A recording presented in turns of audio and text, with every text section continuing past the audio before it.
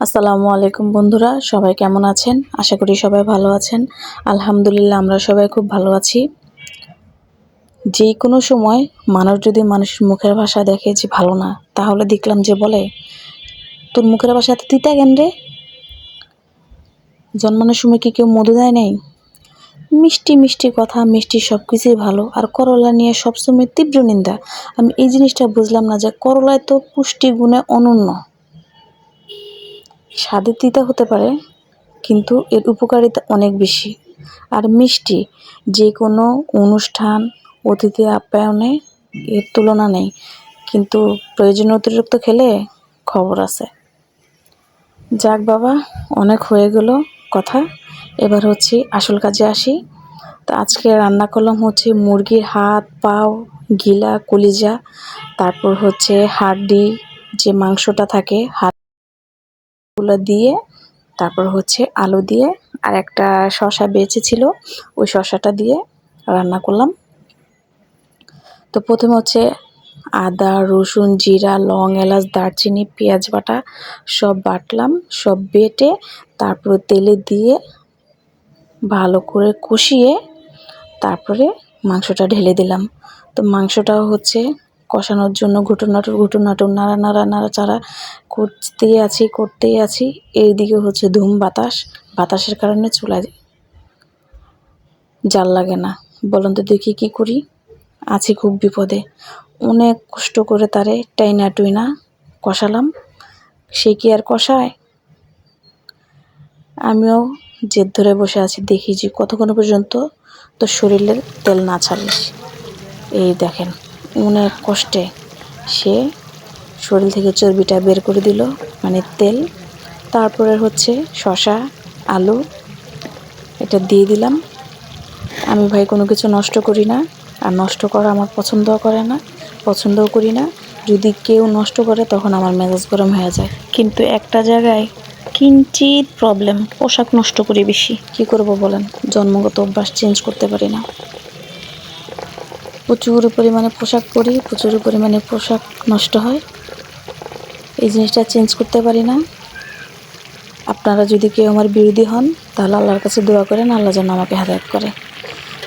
তো ভাতও যদি বেঁচে যায়, ওই ভাতগুলো যদি কম পরিমাণেও থাকে, সেই ভাতের ভিতরে মাংস অথবা সবজি দিয়ে খিচুড়ি রান্না করে, ডিম ভেজে অথবা যে কোনো একটা ভর্তা করে তারপরে খেয়ে ফেলি। আমাদের হচ্ছে বড় ফ্যামিলি, সদস্যও বেশি, বাচ্চা কাচ্চাও বেশি, এবং রোডের সাইডে বাড়ি। তো এই যে সাইড টক আসে, দয়া করে আপনারা নিজ গুণে এই জিনিসগুলা ইগনোর করবেন। কারো যদি জিব্বা দিয়ে টস করে পানি পড়ে থাকে, তাহলে একটা বাটি নিয়ে যান, বাটি নিয়ে ওই লালাগুলা বাটির ভিতরে জমান, আর না হলে আমাদের বাসায় চলে আসেন টঙ্গী গাজীপুরে। তারপরে হচ্ছে শুটকি রান্না করব। শুটকি বলতে হচ্ছে করলা দিয়ে শুটকি দিয়ে রান্না করব, যেটা মোর হাজব্যান্ড একটুও পছন্দ করে না। সে করলা প্রচুর পছন্দ করে, কিন্তু শুটকি দিয়ে রান্নাটা সে একটুও পছন্দ করে না। আমার আবার বেজায় ফেভারিট, আমি প্লাস আমাদের ফ্যামিলির অন্যান্য সদস্যরা। তো এটার জন্য হচ্ছে আমি 2 পদের শুটকি নিয়েছি। একটা হচ্ছে বাঁশপাতা শীতল, আর আরেকটা হচ্ছে এটাকে কি বলে, মলা শুটকি। তো শুটকিটা হচ্ছে পেঁয়াজের ভিতরে দিলাম। দেওয়ার পরে শুটকিটা যখন নাড়াচাড়া করতে করতে গলে যাবে, তখন হচ্ছে পেঁয়াজ বাটা, রসুন বাটা দিব। হলুদ মরিচ দিয়ে ভালো করে কষানো লাগবে, এবং শুটকি দেওয়ার পরে যে একটা কাঁচা গন্ধ থাকে, ভাজতে আর রসুন আর পেঁয়াজ বাটার ফ্লেভারটা ওটাও কষাতে ওই গন্ধটা চলে যায়, তখন খুব সুন্দর একটা স্মেল আসে। এরপর হচ্ছে হলুদ মরিচ দিয়ে, এই যে আমি দিলাম মাত্র পেঁয়াজ বাটা আর রসুন বাটা। তো হলুদ মরিচ দিয়ে যখন মশলাটা ভালো করে কষানো হবে, কষিয়ে যাওয়ার পরে তারপরে এটার ভিতরে করলাগুলো সব ঢেলে দিব। তো আমি আবার যে বাটা মরিচ দিয়েছিলাম, আমার মনে নাই, ভিডিওটা দেখার পরে মনে হলো, এই যে বাটা মরিচ দিয়ে ভালো করে ঘুটুনাটুর করে ঘুটলাম। তারপর হচ্ছে করলাটা ঢেলে দিলাম, এবং করলাতে কিন্তু পানি টোটালি দেওয়া যাবে না।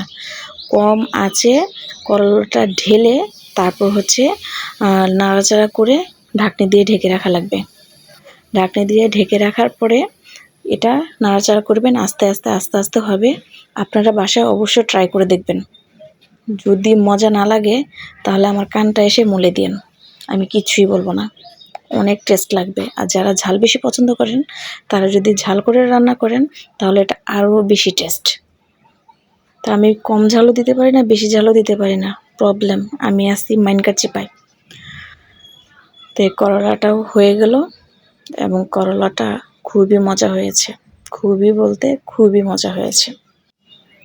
যখন রান্নাবান্না হয়ে গেল তখন যে যার যার মতো খায়। আর আমরা টোনাটুনি আর আমাদের একটা মাসুম বাচ্চা আছে, ওই মাসুম বাচ্চা সহ আমরা একসাথে বসি। তো এই হচ্ছে খাবারের ফাইনাল লুক। কি লোভ লাগছে না? দেখতে যেমন সুন্দর হয়েছে, খেতেও তেমন মজা হয়েছে।